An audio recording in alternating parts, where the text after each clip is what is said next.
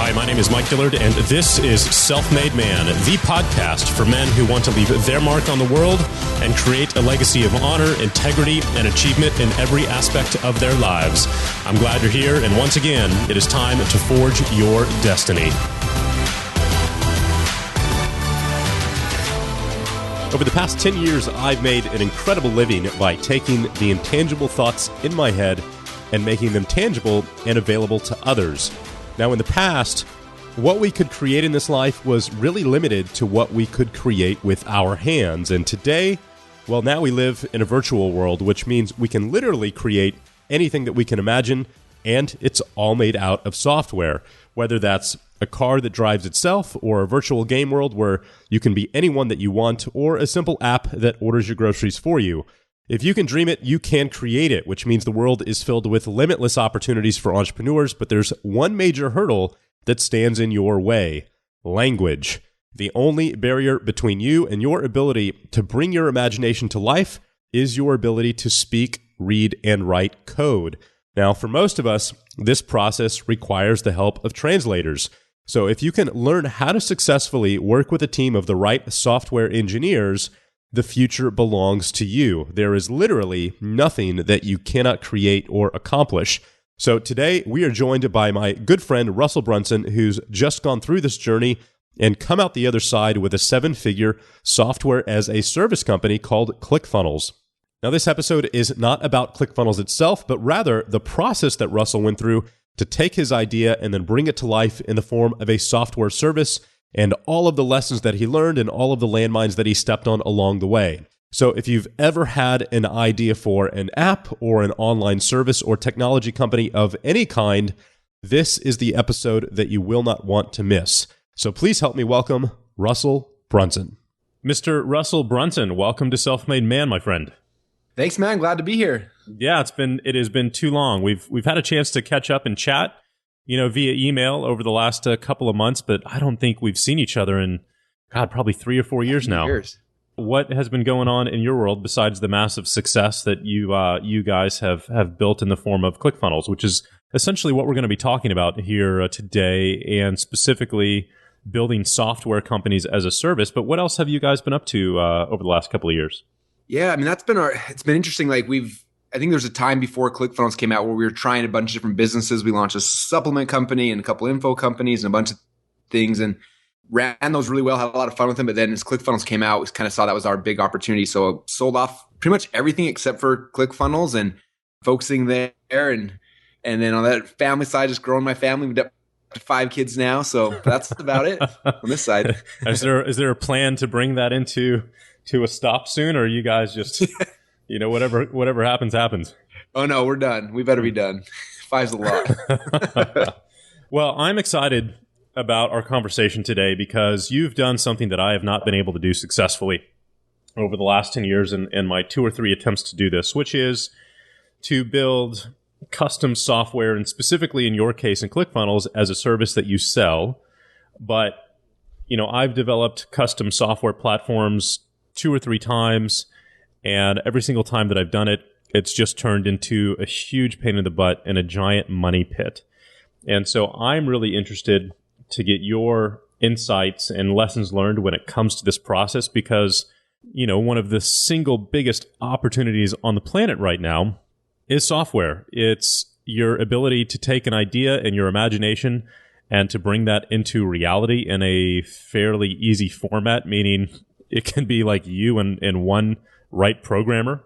You don't have to have a staff. You don't have to have an office or a building, but the imagination is really the limit here. And so teaching people how to go through this process successfully and how to navigate those pitfalls, I think, is going to be unbelievably valuable. And it would not surprise me if $1 million, if not, 8 or 9 figure business is born from this podcast or inspired by it at some point in the coming years. So really excited that you're here and looking forward to your insights.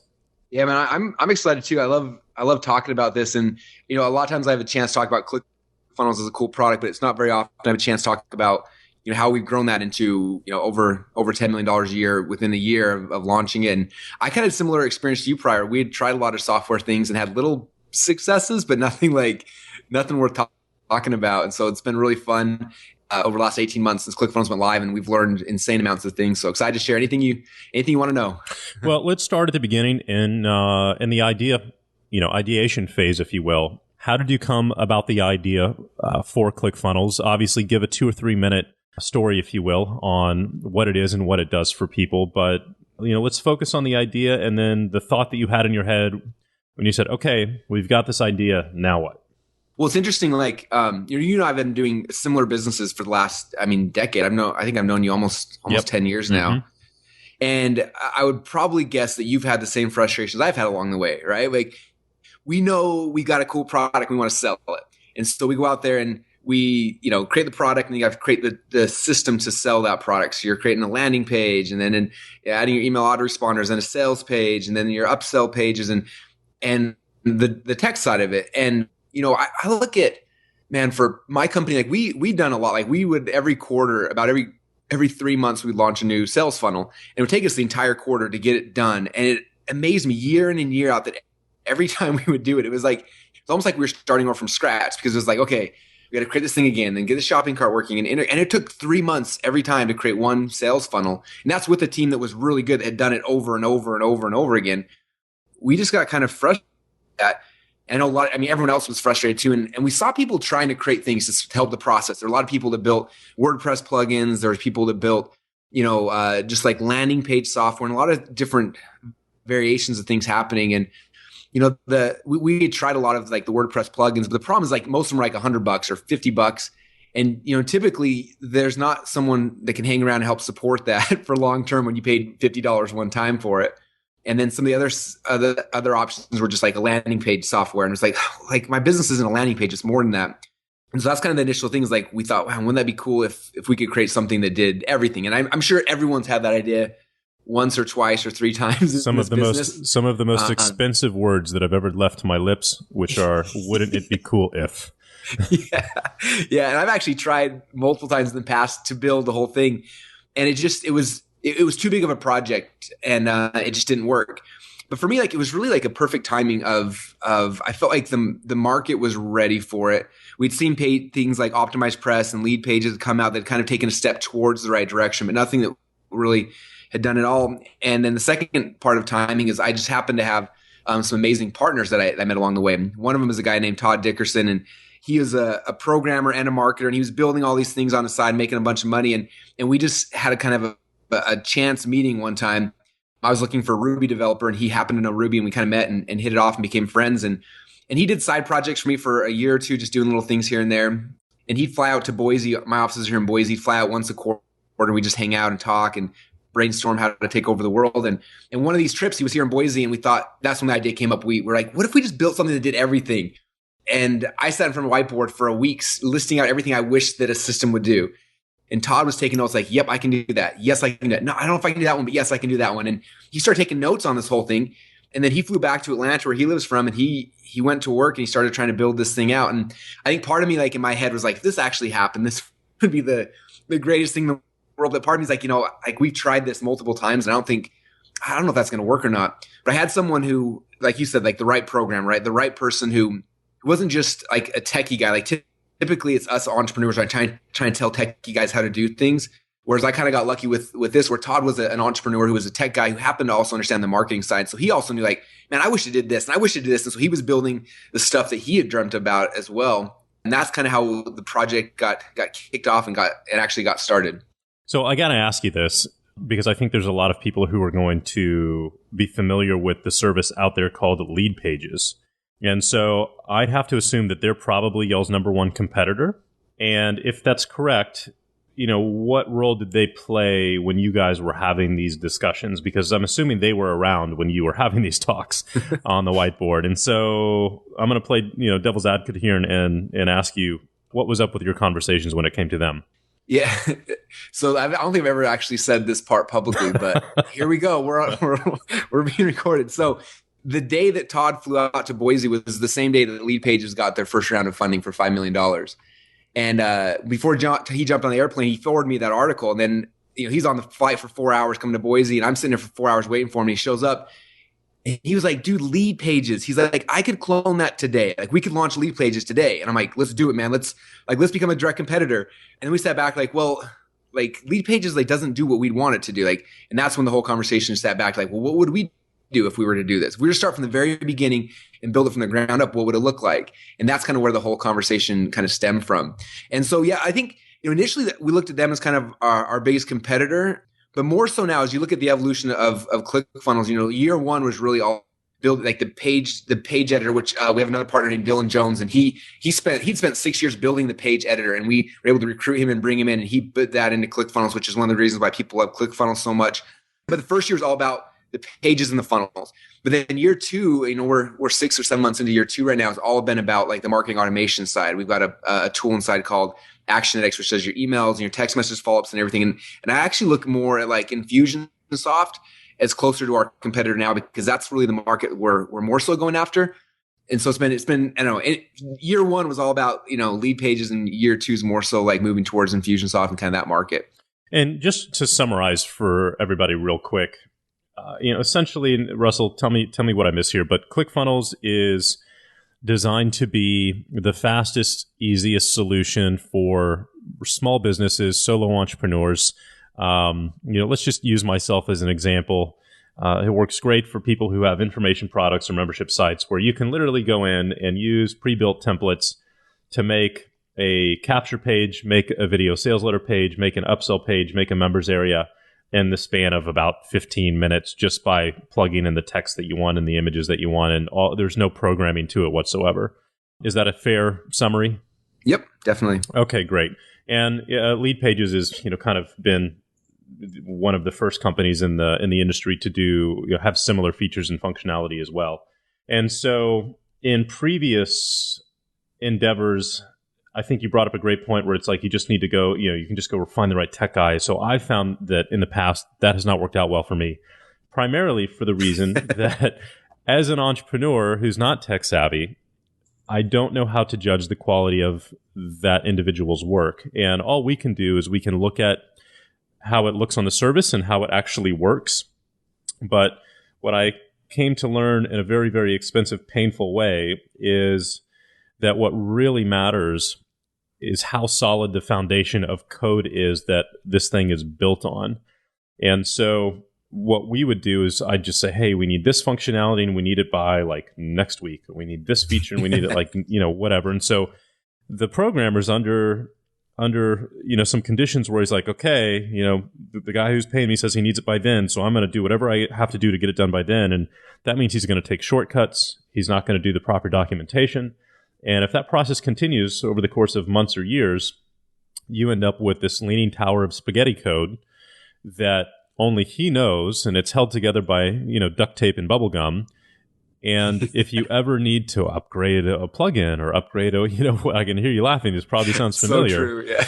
But this is the challenge because, again, not being a programmer, not being savvy, I don't know how to log in and look at the code or look at the notes and the documentation, because if someone ever happens to that person, he gets fired, he gets hit by a bus, whatever it may be, then you bring in someone new to the team, there's no way they can fix it. It's kind of like interpreting somebody's dreams, if you will, where, it's just a mess. So it got to the point in my last endeavor where I've spent $1 million on this software platform, and it's got using 5 or 6 different plugins, and we've got to upgrade one. And if we upgrade that plugin, all of the rest of them break. And I had let that programmer go, and a new team came on and they looked at it and they said, look, it would be faster and cheaper if we literally started over from scratch. And that was the end of it. I can't upgrade it. I can't fix the security flaws that it may or may not have as software continues to evolve. And I can't go anywhere. So that was a really expensive lesson learned. And it sounds like you've had someone on your team from day one who's really taken their time and done this correctly so that you haven't run into a similar problem. But what have you learned throughout this process that you wish you had known beforehand? First off, your story sounds like so many of mine before. So I definitely have been there. When ClickFunnels come together, it was Todd and then it was a guy named Dylan, and there was those two building it all. And both of them are like entrepreneurs. And so brilliant and they're visionaries and they create the most amazing things. But as we started to grow, we realized we had an actual conversation. It was called like, what happens if Todd gets hits by a bus meeting? And so we had that meeting because I'm like, this could be really bad if something bad happens because nobody else knows.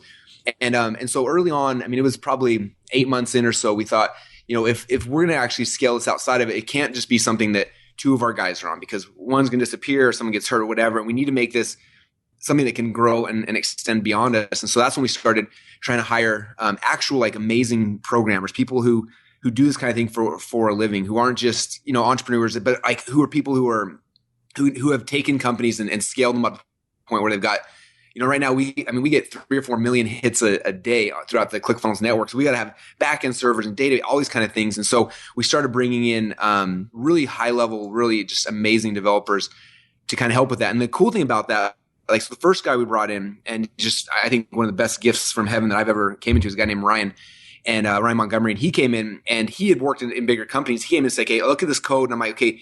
It took him a while to kind of learn, like you said, like it's kind of like interpreting a dream. Like you have to learn this to understand it. And then what he brought to the table was completely different. I didn't even know it was possible, but now that I know that, like I wish we would have started this from day one. But he came in and said, "Look, we can keep growing this and keep building it, but we got to take a step backwards to be able to move forward. So step back, we got to kind of figure out and document this so we've got a good documentation plan." And so we did that. And the second thing he did that was really cool is we would have this issue, the same thing you talked about here, where you got all these things happening, right? Where we would update something on this side of the software and then over here something completely unrelated somehow broke, like a house of cards, right? Like, how did that break? You updated this. And they don't know. And so he had us come back and had a whole team of people coming in writing tests around all the different lines of code.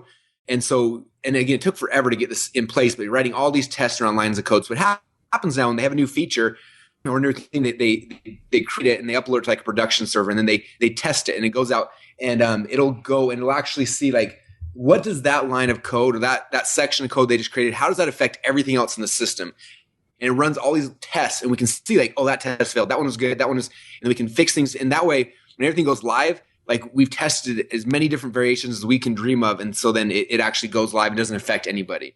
Because right now, if we go down for a minute, man, we get 100 people who are freaking out because, we're the background of all their businesses. And so we've had to have that. And so I think that if I was to start over from scratch, again, like I would have, now that I understand that part of it, I would have brought people in initially who, kind of like you said, I would have pulled the entrepreneur out from us trying to force things to get done quickly and say, look, let's build this right. We need to have testing happening as we're rolling out code and really making things stable, because, those things don't seem like they matter that much when you got a couple hundred. When you get to 1,000 and 10,000 and 15,000, they matter a lot, Well, yeah, I mean, especially since you, like you just mentioned, you're the front end of their entire sales business. So if you go down, they go down. Oh, yeah. And if I'm spending $5,000-$10,000 a day on traffic that are going to my ClickFunnels page, then everybody's in up shit creek at that point. So it's a lot of responsibility on y'all's end. So you had the idea for ClickFunnels. It was already validated, and I think that's important to bring up by Lead Pages. Clearly, there's a need for this type of product in the market. There's an audience for it, and there's revenue to be made here. So how can we essentially make a better mousetrap?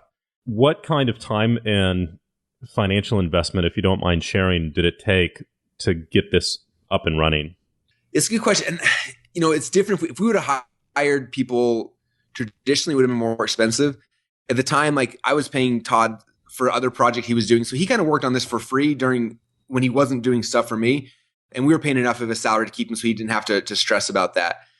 So maybe 150 grand or something like that to keep that part of it happening. But the most part, these guys came in because I did not want to have happen kind of what you mentioned, where like I come in here, we create something, and then me as the entrepreneur, like I had to fire someone, they run away or whatever that might be. Like I wanted stability. And so, and a lot of people told me not to do this, but we decided to. But I brought Dylan and Todd in initially as actual partners. Like I wanted them to be as invested as me, and so I wasn't really paying them anything. They were donating their time because they believed in the vision, they believed where we were going as well. And so, as far as upfront costs, it might have cost me $150 or so just to make sure that they were able to not have to stress about anything else while they were working on it. But for the most part, they were in the same startup phase that I was in, right? And they were hungry just like I was. And we all had this vision, and we were up nights and days and weekends and everything trying to move this thing forward because we believed in it, which is hard to do when you just hire some dude off Upwork and, you're paying him $15 an hour. it's so much better when you can find people that are part of the vision because it doesn't cost as much up front. I mean, obviously now long-term costs a lot more, but it's worth it because they're engaged, they're always pushing it forward without me having to interact in every single piece of it. Yeah, and that's one of the biggest advantages to building a software as a service business. And another example would be my friend Suzanne, who's building a platform, over the past 6 months for real estate agents.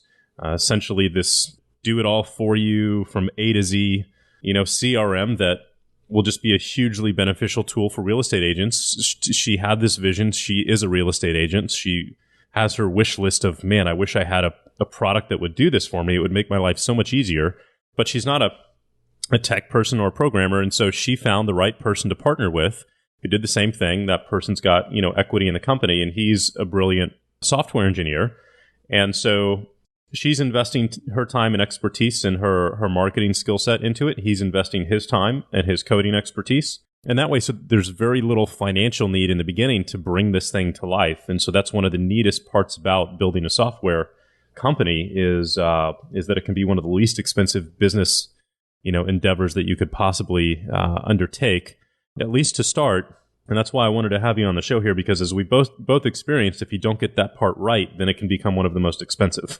So, it's a double-edged sword there, but there's lots of opportunity. Like literally millions of dollars that I spent trying to build something similar to this in the past, we had a team of 6 full-time programmers here in Boise that we never could get a portion of this off the ground. And I think, it's funny because I look at tech guys now, and they didn't used to be this way, but tech and entrepreneurship is kind of like bleeding together, right? And so back in the past, it was like tech guys were tech guys, right? And entrepreneurs were entrepreneurs, but now it's like this crossover. And like you said with your friend, I've seen it over and over again, where now tech people, they're making amazing money, 100, 200, 300 grand or more of these jobs, but they're realizing their value now. And they see like, I'm building a SaaS platform and this is what's happening. And they're looking for other deals. And a lot of them will work at nights and weekends trying to do something because they realize, man, like if I had something like this and I'm making half the money or a third of the money, it's way better than even my, high paying paycheck. I think that because there's that bleed over now between the tech and the entrepreneur world, there's a lot of talent out there who are looking for creative ideas. If you've got an idea, there's people out there who will take it, will partner with you, work on their nights and the weekends, and because that's more inspiring for them a lot of times as well. So, ClickFunnels is a monthly subscription service, so software as a service, which is what everything has been transferring over to from Microsoft Office, and everything in between over the past couple of years. Even freaking Adobe now is a monthly subscription to their Adobe suite of, products. How has that transformed y'all's business model? What has that meant for you guys from a company perspective and a revenue perspective? It's been so much fun. And it's interesting because when we first launched it, I don't know if you want to hear about this, but there's a lot of like progression along the way. Like I remember when we first launched, like this is going to be a SaaS business. It's going to be a free 14-day trial. And we had our goals. And I thought the first 30 days we were going to get 10,000 people coming in because I was like, this is just going to be the easiest thing in the world, right?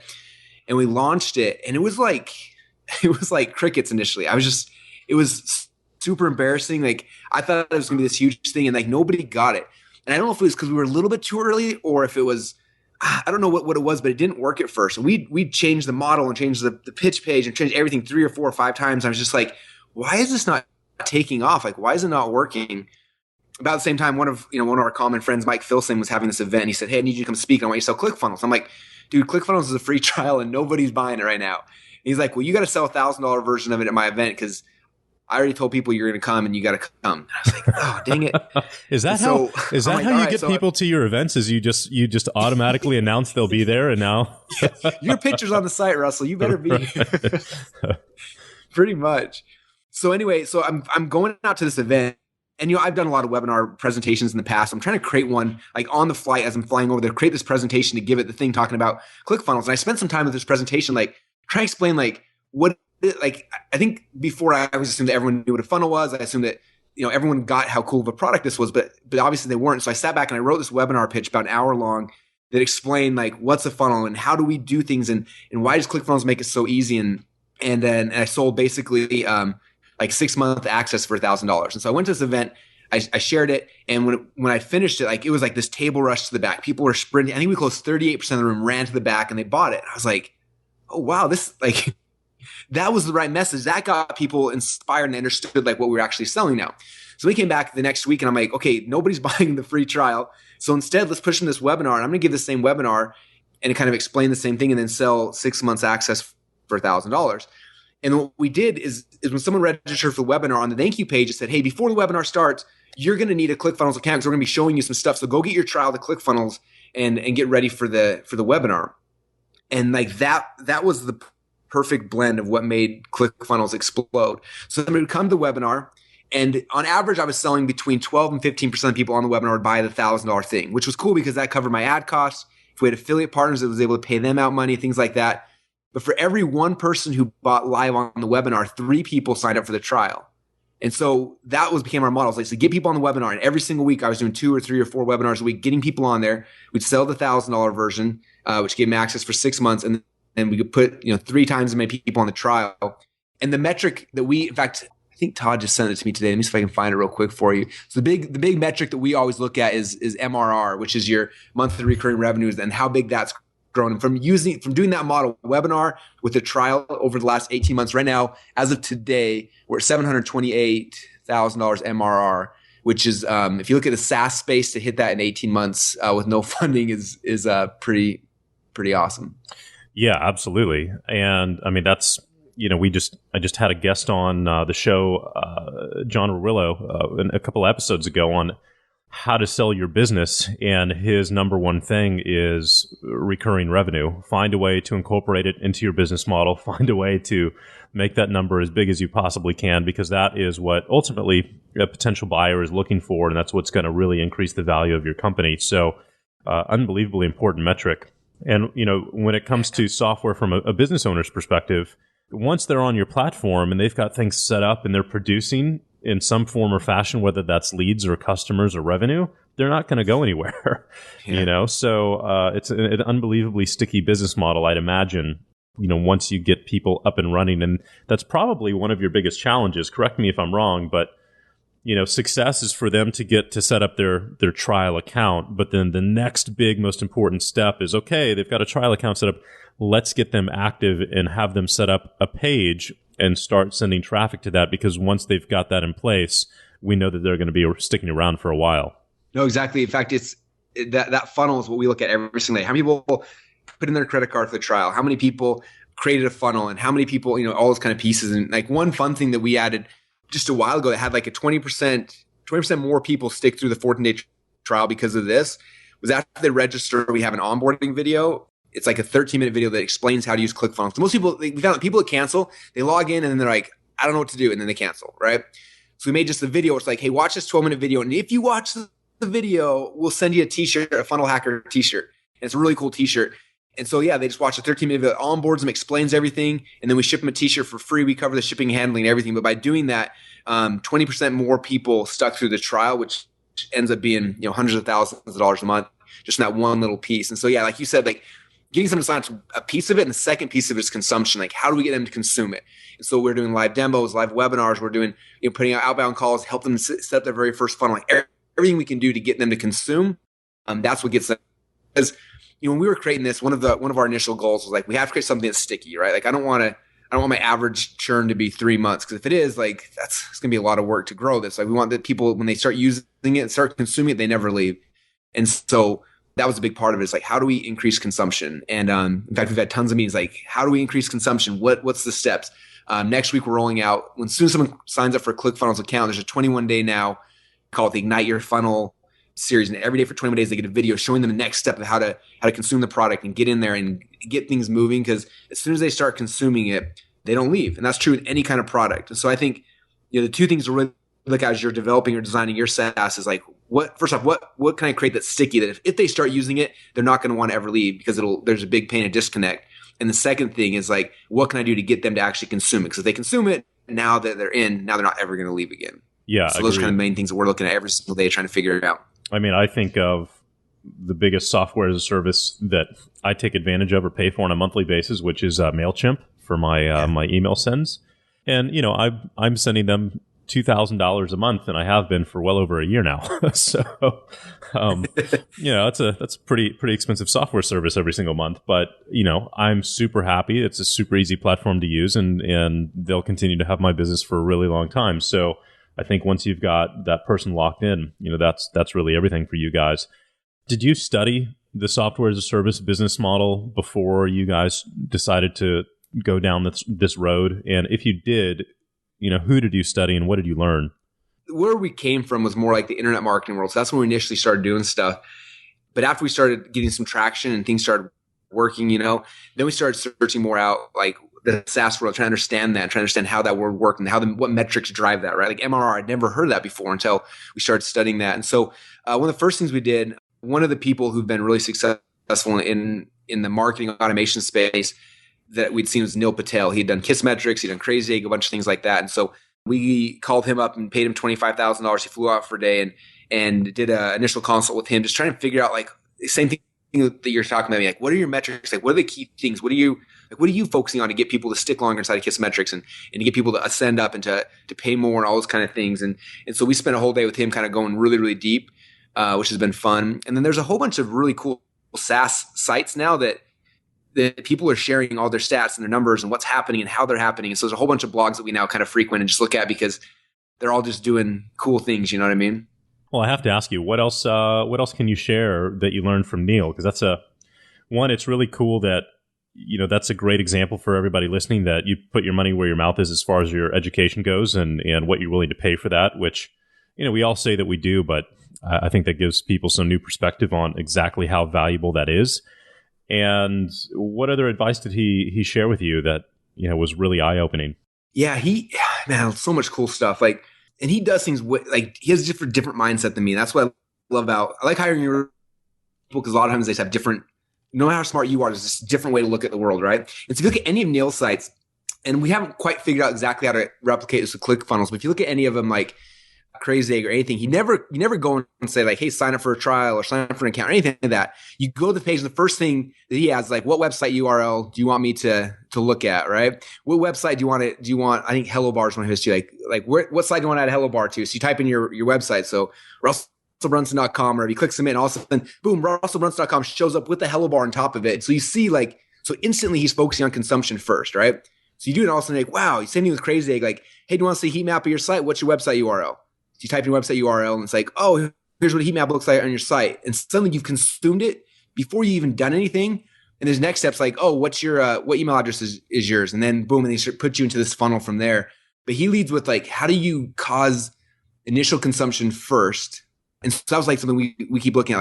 Like, do we give them a page, let them drag and drop, move things around, and then move them in? Or what's the next thing? So we haven't quite figured out exactly how to do that. But it was just interesting to see how he led with consumption before trials or signups or selling or anything. It's kind of a really interesting thing, I think, from there. What else do we get from Neil? There's so many cool things. The other thing that I really like that he does is he's not buying paid ads. Like our, ClickFunnels primarily initially was built off of joint ventures and Facebook ads and things like that, where that's not his strategy at all. His strategy is all about the content side of it, right? And so you figure out like, who's your dream customer? So our dream customers, business owners doing X, Y, Z, whatever that is. And then he's coming out and saying, okay, I'm going to write articles that are going to attract that type of a person. And if you look at him, every one of his sites, every blog, he blogs once a day consistently. And it's not necessarily related back to what his product is, but it's related to what his dream audience, his dream customers are interested in. And so it's bringing them into his world. And then from there, he's pushing them over to like, oh, by the way, go get your free heat map. Oh, go get your this, and just start pushing people into these consumption funnels. And he was showing us, they get like, I can't remember the stats. It's like 1,500 or 2,000 opt-ins a day completed for free off of just the inbound strategies they've been running for the last couple of years. It's pretty insane. So what would you say to anyone who's listening to this, who's like, man, I've got an idea for a piece of software or an app that I think would just kill it? What would you say to them? Where would you tell them to start? What would you tell them to look out for?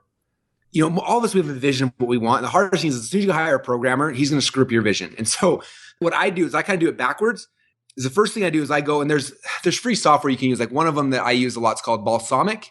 It's BALSAMIQ.com.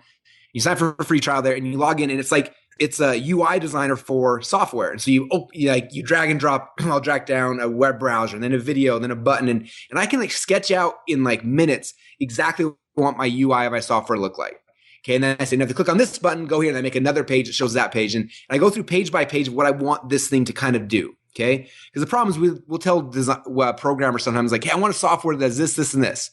And they're like, okay. And they do that. And they send this thing back to you, $10,000 later that technically does exactly what you said, but it makes no like logical or progression sense at all.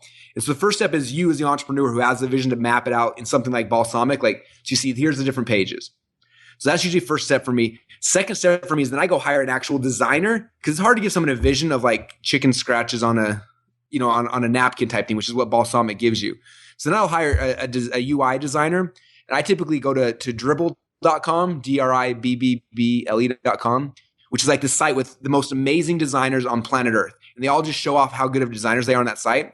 I search for user interface design, and I find these people that are all over the world who are just like the most amazing designers you can ever even dream of. And I just start contacting them, and you can hire them right off the site. And I give them my chicken scratches. They make this look as amazing as possible. And they'll come back, for a couple $1,000, they'll come back with these designs and make your software look like $100 million company. And then I would go take those and I'd start shopping out a programmer and find a programmer who can see these, like, this is what we're creating. This is the vision. This is the UI.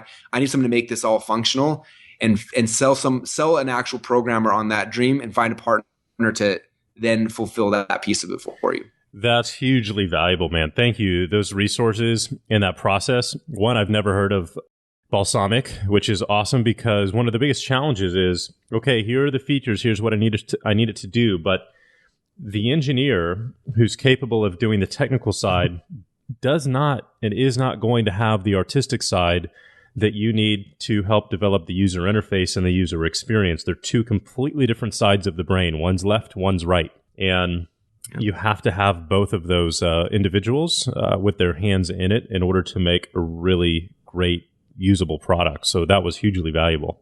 Yeah, I love leading with the design first. Like, our tech guys are always like, design whatever you want and then we'll make it work. But if it goes the other way around and they make something and then the designer's like, well, like, we should move it over. It's the backwards slope. That's how most soft people who try to do software, they start with the programmer, and it just never works as well. So I always start with the UI first, and yeah, that's how I do. That's how we do all of our stuff here, and it turns out awesome, and it makes it just a million times easier. Well, you have to think of this from a customer's perspective. So when I get to this website, when I log into it, and I'm a customer who's using this for the very first time and I have no idea what's going on, that's the only thing that matters. That's the only perspective that matters. And so have y'all ever done any, case study is not the right word, focus groups, where you've brought people in, or maybe you've talked to them over the phone or the internet, and you've watched someone log in for the first time and you've seen what they did or didn't do, or if they got lost or confused, or if they went through the funnel in a really easy, intuitive way? Yes, we did. In fact, Ryan, one of our partners down ClickFunnels, the developer I told you we brought from the corporate world, he worked at a company called User Testing, and that's what they would do as a company is set up all the stuff to be able to watch like what users do and where they get stuck. And so we've been doing that a lot recently, and a lot of, like, we try to make it as intuitive as possible. We still found places people getting stuck, and so we actually have a new version of the really soon to address that exact thing. Because that's a problem. People log in their software, and typically, especially with us, our software is so many things that, like, we have to be careful not to show them everything, because then they just freak out and they leave. But like, it gives them enough that they can get started and move forward. And there's really cool things that I can't remember the top of my head what they're called, but these demoing systems you can plug now into your software. So when someone comes in, it says, "Hey, welcome to ClickFunnels. Let's see it's your first time. Click here first," and it clicks up to like where they need to click, and then tells them what to do second and third and fourth, and it kind of walks them through like a live demo inside their own dashboard. And so we're doing that now inside of ClickFunnels, which has helped a lot, because now people know what actually matters first and second and third. Well, I think that's a big part of it. Yeah, I think there's been so much progress made on the user experience, and as you just mentioned, kind of the guided tours to bring people up to speed. And I'll use MailChimp as a great example of that. I just dove in. I figured out how to use the software within a few minutes, and it was really easy and intuitive to use, as opposed to the bane of my existence, which I'll say is Infusionsoft. And I've been an Infusionsoft customer twice, and I've never used it a single time personally because it's just a shit show. Pardon my French, but there's no intuition at all. There's too many options. You have no idea where to start, what to do. The terminology, the lexicon, if you will, when they first launched was completely different than what you and I and people in our industry use. So they called things that we called A, they called B, and we're like, what in the world is that? And so now they have entire groups of companies that they've certified to essentially be the middleman between myself, the entrepreneur, and then the software platform, just so someone can freaking use it. Meaning, they'll set it up. They'll be the navigator or the translator on how to use their platform, and it's just the people's tolerance, at least mine, is getting infinitely shorter for that kind of design because we're seeing software platforms out there that have done a better job. They've set the bar at a new height, and that's what I want. That's what I like. That's what I'll use. And if it's not up to that standard, then screw you. I'll go find a company who has that. And so I think you guys are definitely noticing that as well. Yeah, we're working hard on it. Another cool thing for those of you guys who do decide to build software, one of the cool things we found out, there's a company called Intercom. I think it's intercom.io. What's cool is that they integrate into your system and then they watch what users are doing as well. And so we can set up all sorts. It's kind of like an email autoresponder, but it does email, but also does like internal like messaging and stuff. And so you can set up like if someone has logged in twice but doesn't have their first funnel set up, like send them this email, or next time they log in, send them this demonstration video showing them how to do this thing they're stuck on. Or if somebody does this, then do that. And you can build this like internal coaching programs inside your software app based on actual usage. It's just like crazy cool how much, it comes back to the whole consumption thing, like how much you can increase consumption when you're watching your users' behavior and giving them training and demos and whatever that is based on what's actually happening. So it's another like simple, cool thing that plugs into almost any SaaS app that just helps your consumers to use it and consume it and just use it. Yeah, that's awesome. So when it comes to, really the next step in the process, you've got your idea, you've got these really cool, platforms and services that you can use to create the vision for it, if you will. Are there any other big landmines that you guys have run into throughout this process? And the biggest one that pops in my head, if you're going to go the budget route, right, where you don't have a ton of funding to put towards software development, but you've got a great idea, you've got to go out and find that software engineering partner. The biggest landmine that I see is choosing the wrong person. And unless you've known this person for years, you've been friends with them, you already have an existing relationship, that's a really big gamble because you never know in that particular case how this person's going to react during times of stress or greed or fear. And those are the kinds of emotions that cause businesses to blow up and partnerships to disintegrate. And that's a really scary proposition to be in from the entrepreneur's side because guess what? The tech engineer guy controls the universe at that point, right? Logins to servers, logins to everything. And so, if I were in that position and I had an opportunity to do a project that way, you've got to, hope for the best really, but also plan for the worst. I think it's really, really important that you spend more time and whatever is required from a financial perspective to really sit down and make sure that the legal agreements and the partnership agreements that are drafted are comprehensive, that there's an exit plan for either person if either person wants to leave, if the company needs to be dissolved, what happens to the code and the intellectual property. But I think all of these things really need to be thought of, especially when it comes to software. Yeah, no, I 1,000,000% agree. We did the same thing you're talking about before our initial beta launch. We got together with a lawyer and sat down and had that awkward conversation of what happens if this guy goes crazy? What happens if you go crazy? What happens if so-and-so dies? What happens in, it's your prenup. And there's a lot to think through that, lawyers, they stress out about all day long. So they had this huge list for us and it was just like depressing and scary and sad. But you have to do that because I have a friend, actually a mutual friend of you and I won't mention the name because of the situation, but they had a developer who was a partner who was in on something and they didn't like how the developer had done. I don't know the whole thing, but he basically went overnight, locked out the programmer. But because they didn't have any like legal things ahead of time, the programmers were able to sue him. It was like a 3 or 4 year long, and they ended up settling, I think. But the company went bankrupt in the meantime because of this fight that happened ahead of time because they didn't know what's the path that has to happen if something bad happens. And so it's definitely worth doing that, especially if you don't know the people as well. I'm a big fan too of doing a lot of projects with people. Like I look at Todd, who's one of my partners. Like I worked with Todd for a long time before we became a partner on a project. I worked with Dylan for 6 years before we became a partner in ClickFunnels. Ryan, who's our lead developer now, he worked for us for a year, and we saw him in the uptimes, the downtimes. We got to know him, and there was a time that it made sense. We offered him equity in the company, and so it's being careful about it. But then when you find the right people, and again, setting up the structure right. But it's funny. I used to look at business a long time ago where I wanted to be the owner. I want to control everything, and you can do that, but it's hard to recruit rock stars that way. And if you want rock stars, then you got to start kind of opening it up to more possibilities. But like you said, especially if you don't know them really well, or if you haven't worked together, or just when the stress of business happens, because it does happen, if you don't have your I's dotted and T's crossed legally, it can turn out really, really ugly for you, for your customers, for everyone. Yeah, absolutely. Absolutely. All right, so we've got about 10 minutes left. I think it would be really neat, because we've been sitting here talking about kind of the dark, depressing side of starting a business, to end this on a high note.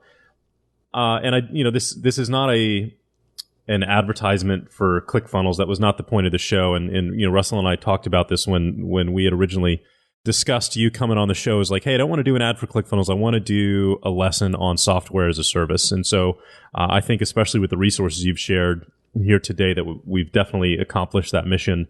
But at the same time, I think it's also really neat to hear some success stories when it comes from entrepreneurs who've used ClickFunnels to really change the game of their business. And so I was hoping that you might be able to share 2 or 3 stories that have just stuck out in your mind and have just become sources of inspiration, if nothing else, for your team, and what you guys have built.